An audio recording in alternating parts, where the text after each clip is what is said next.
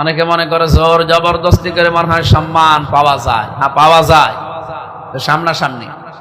পেছনে গেলে আপনাকে গালি দিয়ে একেবারে বাবা মার নাম ভুলিয়ে ফেলে। বাদশাহ হাজ্জাজ বিন ইউসুফ, এই লোকটার জীবনী পড়ছিলাম। এত জুলুম করতো জনগণের উপরে, মানুষের নাম না দিয়ে বলতো জালিম। পাইক পেয়াদা যারা আছে এসে বলছে, বাদশাহ নান্দার আপনার জন্য তো বাইরে যেতে পারি না, খালি গালি দেয় আপনাকে। কে গালি দেয় আমি দেখবো। ছদ্মবেশ নিয়ে বাইরে গেছে, এক গ্রাম্য লোকের সাথে দেখা।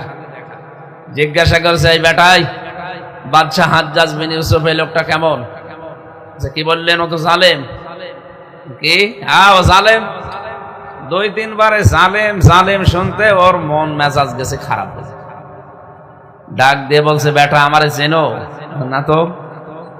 আমি সে হাজ্জাজ বিন ইউসুফ।